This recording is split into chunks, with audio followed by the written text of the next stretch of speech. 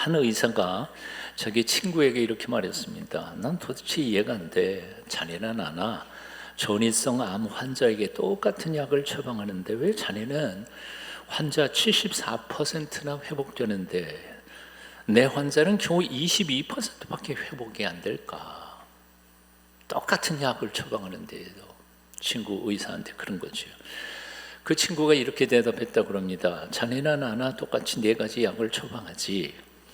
저 이거 잘 모릅니다. 하여튼 처방약이 그래요. 4가지가 잘 안 보이니까 에토포사이드, 플라티눔, 원코빈, 하이드록시리아. 이게 아마 암 환자에게 처방하는 건가 봐요. 저기 떴네요. 저기 보시면서 대답을 하시면 좋겠습니다. 생각하시면 좋겠습니다. 흔히들 첫 글자를 따라서 이 4가지의 암 처방약을 에포라고 전문가들이 표현합니다. 그런데 내가 보니까 자네는 환자들에게 늘 이렇게 말하더라고. 이 에포라는 4가지 약들을 먹어보세요. 통계적으로는 별로 회복될 가능성은 없지만 혹 좋아질 수도 있을지 모릅니다. 이렇게 너는 말하더라는 거지.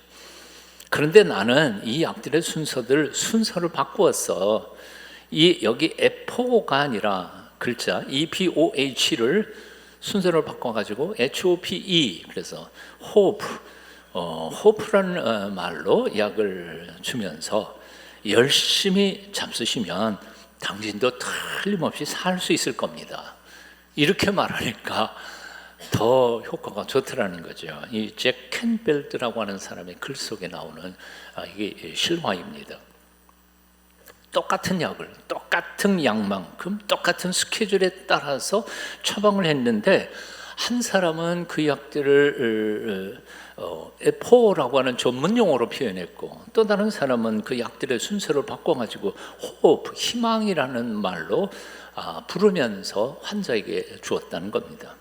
그런데 똑같은 약들을 받아 먹었는데도 결과는 엄청나게 달라지더라는 거예요. 얼마나 엄청나게 달라졌냐면 희망이라는 이름으로 그 약 받아서 먹은 사람은 10명 중에 7명이 살아나고 아무런 의미가 없는 약을 먹은 사람은 10명 중에 7명이 반대로 죽었다는 거지.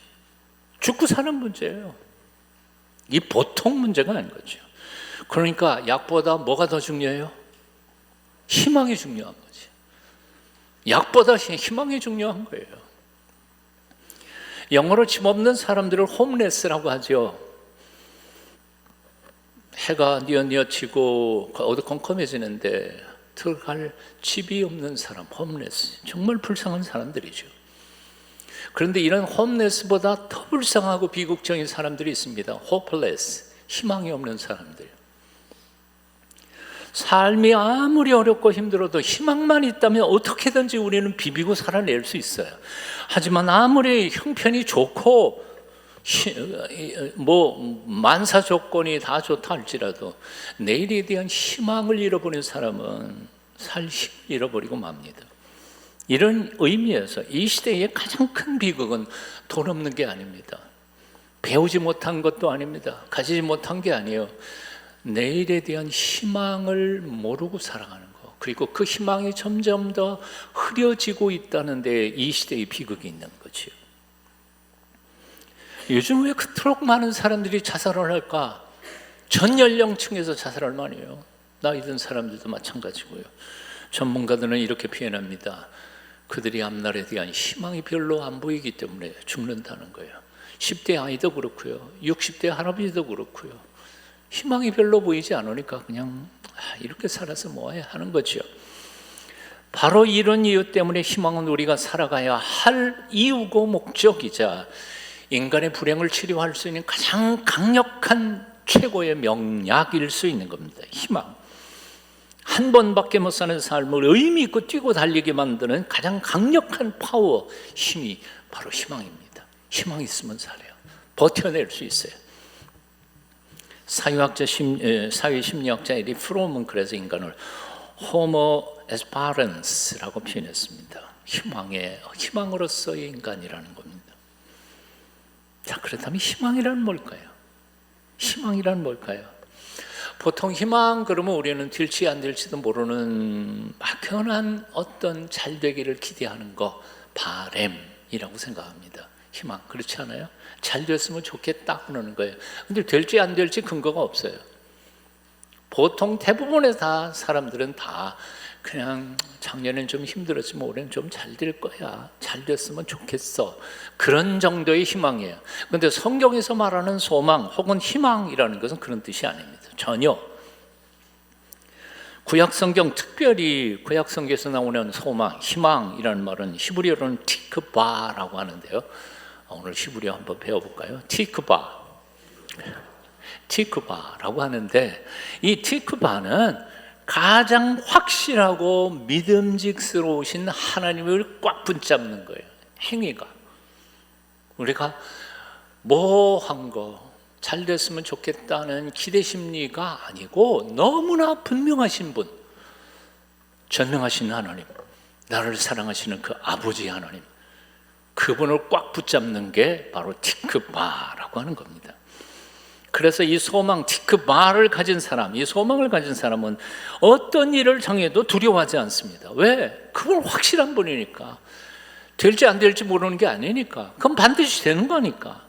어떤 시련을 당해도 겁나지 않습니다. 왜냐하면 하나님이 살아계시고 하나님이 여전히 지금도 나를 사랑하신고, 그래서 하나님 나를 반드시 도와주신다는 사실을 믿기 때문에 그런 겁니다.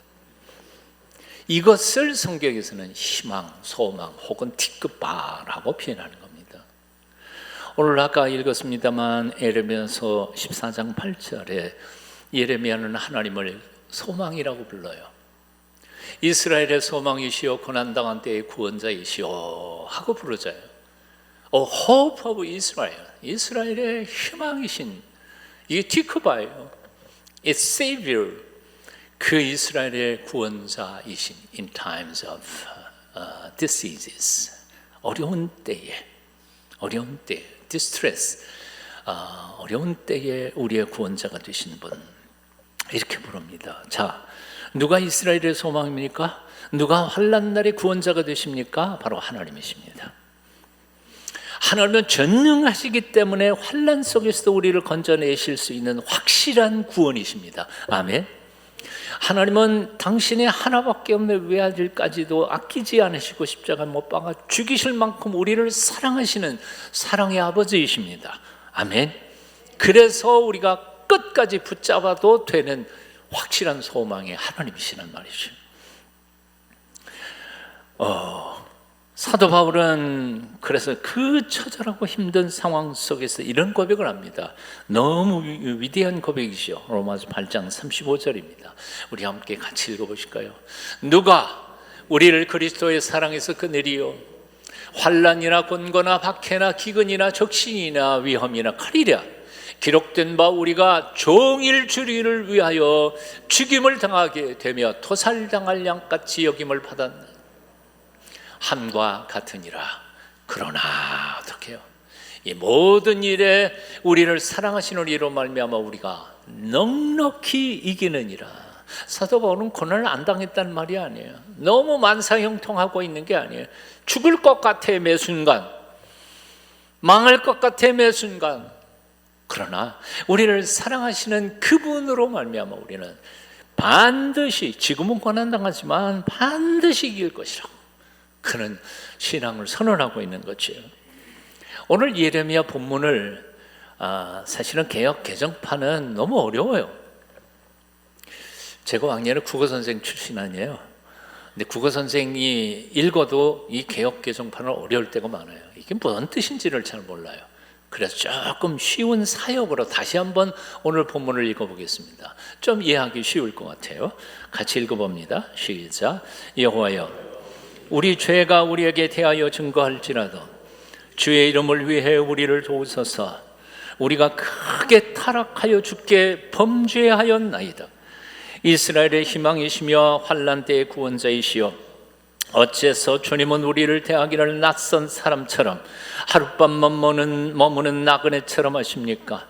어째서 주님은 놀라 어리벙벙한 사람처럼 도울 능력이 없는 병사처럼 행하십니까? 여호와여, 아무리 그래도 주님은 우리와 함께 계시지 않습니까? 우리가 당신의 백성이 아닙니까? 그러니 우리를 버리지 마옵소서. 이 배경이 무슨 뜻이냐면 이런 거예요. 남왕국 유다가 너무 많이 죄를 졌어요. 망하는 게 당연해요. 그래서 하나님께서 이 남왕국 이스라엘 백성들에 대한 죄를 선포하는 거예요. 이렇게 너희가 나를 벗어났으니까 나는 이제 너희를 심판을 하겠다는 거예요. 예언자인 예레미야가 보기에도 망했어. 하나님이 심판하셔도 할 말이 없어. 그러나 예레미야는 포기하잖아요. 그럼에도 불구하고 포기하잖아요. 예레미야는 희망을 버리지 않아요. 두 가지 이유 때문입니다. 첫째, 뭐냐면 하나님이 긍휼하심을 믿었기 때문에. 때린다고 막 심판을 준비하시다가도 통곡하고 우는 당신의 백성들을 보면 뜻을 돌이키시는 분이 하나님이신 것을 믿으니까. 아멘. 만약 하나님께서 공의로 심판하셨다면 여기 살아남을 사람 아무도 없을 거예요. 하나님의 은혜가 있었으니까 우리가 살아남은 거죠. 그리고 예레미야에게서 이렇게 매달리는 두 번째 이유가 있습니다. 그건 뭔고 하니 하나님의 마지막 희망이니까. 하나님이 도와주시지 않으시면 갈 데가 없으니까. 그러니까 예레미야는 하나님 앞에 매달리면서 이렇게 부르짖는 거예요. 하나님, 우리 죄진 거 맞아요. 오늘 본문을 집에 가셔서 다시 한번 묵상해 보십시오. 우리 죽어 마땅해요. 천벌을 받아도 그건 당연할 거예요. 그렇지만 하나님, 우리 아버지 아니에요. 우리 하나님 아니세요. 우리가 우리 죄 때문에 망해도 싸지만 그러나 우리를 불쌍히 여겨주세요. 긍휼히 여겨주세요. 그리고 하나님 아버지께서 우리를 버리시면 우리는 갈 데 없어요. 배수진을 치고 하나님 앞에 땡깡을 부리는 거예요. 예레미야가 이 본문이요. 주 떠나시면 내 생명 헛되네 즐겁고 슬플 때 늘 계시옵소서. 저는 이 찬송가 부를 때마다 그래요. 주님 나를 떠나가시면 나는 생명 살아있다는 것조차 헛됩니다. 그러니 제가 즐거울 때도 슬플 때에도 늘 내 곁에 계시옵소서. 이게 바로 그리스도인들의 삶의 자세가 아닌가 생각해 봐요. 우리 인생들에게 유일한 참된 희망은 오직 하나님 한 분뿐입니다. 그래서 시편 기자도 이렇게 노래합니다. 나의 영혼아 잠잠히 하나님만 바라라. 무릇 나의 소망이 누구로부터? 그로부터 나오는도다. 오직 그분만이, 하나님만이 나의 반석이시오 나의 구원이시오 나의 요새이시니 내가 흔들리지 아니하리로다. 이 찬송 부르고 싶지만 저도 잘 못 부르고 시간도 없어서 그냥 가사만 읽어봐요. 나의 영혼아 잠잠히 다 하시잖아요. 하나님만 바라라. 나의 구원이 그에게서 나는도다. 나의 영혼아 잠잠히 하나님만 바라라. 나의 소망이 저에게서 나는도다. 나의 영혼이 간절히 여호와를 갈망하며 나의 입술이 여호와를 찬송하리. 나의 영혼이 즐거이 여호와를 따르리니 나의 평생의 여호와를 송축하리. 오직 주만이 나의 반석 나의 구원이시니 오직 주만이 나의 산성 내가 요동치 아니하리라. 아멘. 아멘. 오늘 신약의 본문인 베드로 전서에서는 사도 베드로는 굉장히 중요한 얘기를 합니다. 여러분 한번 같이 읽어보실까요? 이건 개역 개정판은 조금 헷갈려서 공동 번역으로 한번 같이 읽어봅니다. 같이 읽어요. 시작. 여러분의 마음속에 그리스도를 주님으로 우러러 모시고 여러분이 간직하고 있는 희망에 대해서 설명을 듣고 싶어하는 사람들에게는 언제라도 답변할 수 있도록 준비해 두십시오. 굉장히 중요한 얘기예요. 여러분의 마음속에 그리스도를 주님으로 모셔드리십시오. 그리고 거룩하고 경건한 삶을 살아가도록 노력해 보십시오. 그러면 우리 속에 어떤 일이 생길까요? 주님께서 주시는 소망, 티크바, 하나님을 향한 소망, 희망이 우리 속에 솟아난다는 거예요. 그러면 어떤 역경과 시련 속에서도 우리는 넘어지지 않고 당당하게 살아갈 수 있다는 거예요. 그러면 우리 곁에 있는 사람들이 다 그럴 거예요. 저 사람 왜 저래? 저 사람 뭘 믿는 구석이 있어서 저럴 수 있을까? 내가 보기에는 자살했어도 서너 번 자살했을 텐데 어떻게 저렇게 당당하게 굳게 잘 살아가고 있지? 이렇게 묻는 거죠. 당신은 어떻게 그렇게도 절망적인 상황에서도 평안할 수 있습니까? 나 같으면 자살해도 벌써 여러 번을 했을 텐데 당신은 어떻게 그 어두운 상황 속에서 밝게 살아갈 수 있습니까? 도대체 당신 속에는 무엇이 있기에 이 험한 세상 속에서 그렇게 당당하게 살아갈 수 있습니까? 그 비결이 무엇입니까? 나도 당신처럼 살고 싶습니다. 가르쳐 주십시오. 이게 바로 그 뜻이에요. 여러분이 간직하고 있는 희망에 대한 설명 듣고 싶어하는 사람들에게 언제라도 답변할 수 있도록 준비해 두십시오. 전도가 뭡니까?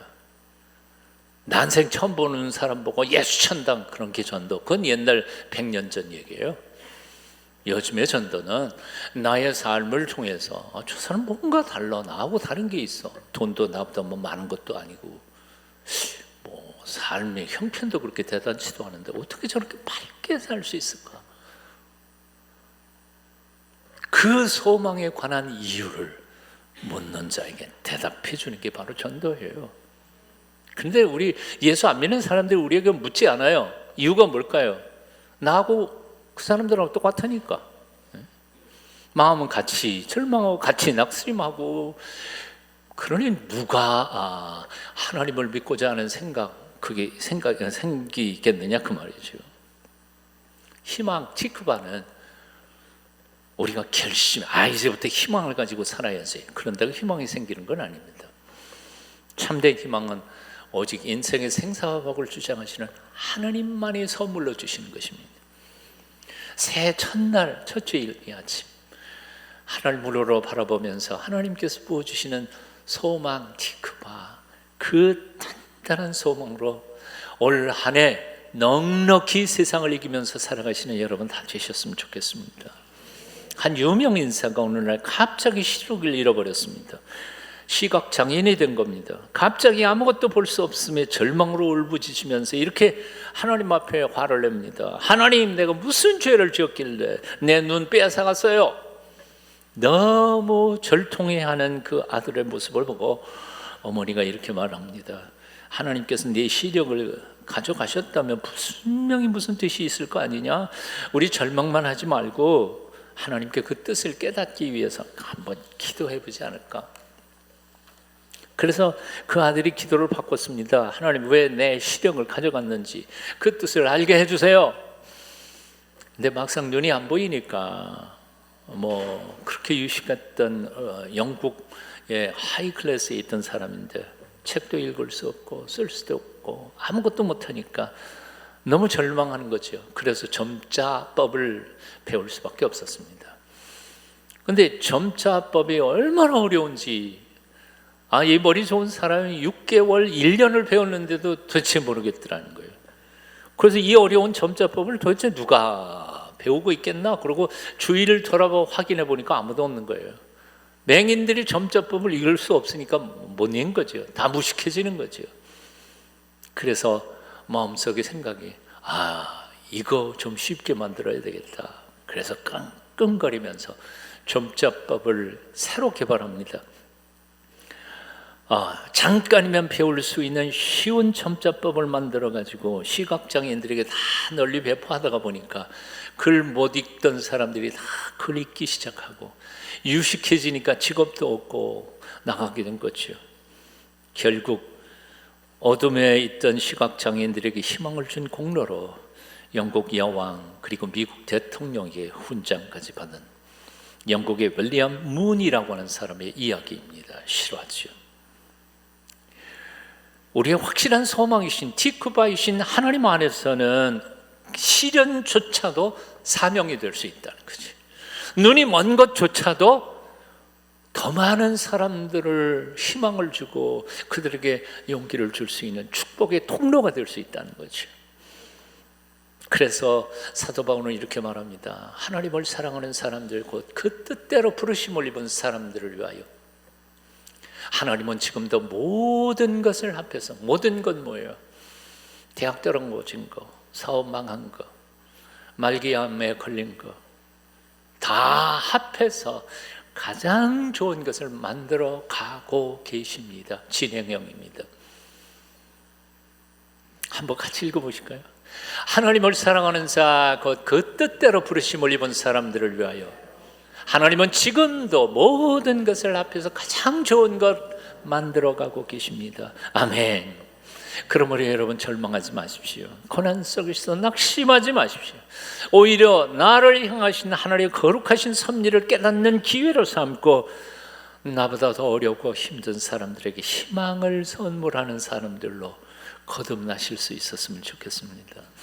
어떤 분 블로그 읽다 보니까 내가 너무 감동을 받아서 한번 인용해봤습니다. 희망을 주는 사람 제목이, 누구에게나 언제까지나 나를 보며 삶의 희망을 얻게 해주고 싶고 또 늘 예쁜 꿈을 심어주는 사람이고 싶다.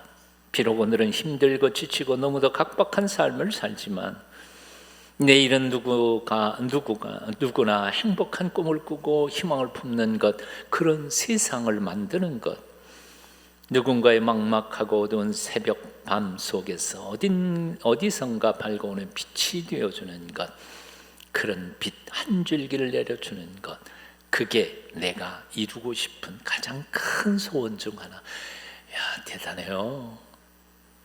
억만장자가 되는 소원이 아니고요, 내가 작은 꿈, 누군가의 희망을 줄 수 있는 사람이 됐으면 좋겠다. 너무 멋있는 말이에요. 오늘날 너무나 많은 사람들이 큰 얘기 많이 해요. 민족 통일, 개혁, 정의사회, 경제민주화 뭐 등등 엄청난 얘기들을 많이 하지만 큰 소리 친다고 큰 일이 이루어지는 건 아니더라고요. 여전히 세상은 그 모양이에요.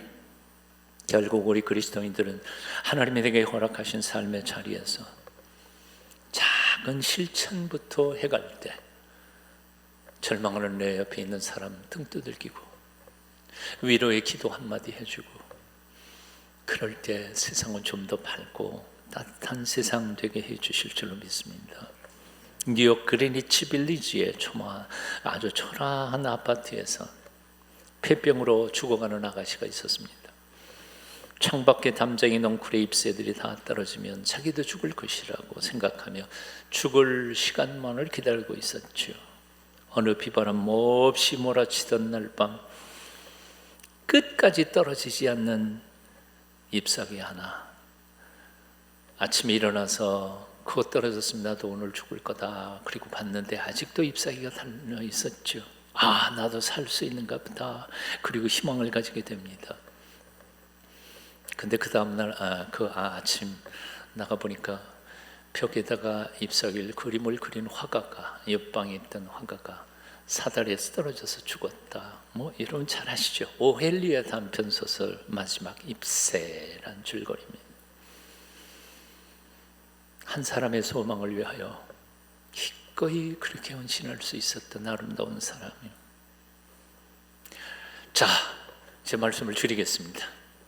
손 이렇게 잡으시고요, 이렇게 자기 품에 대시고요. 나 누구? 따라해 보세요. 나 누구? 누구예요, 여러분? 나 희망을 주는 사람. 나 누구 희망을 주는 사람.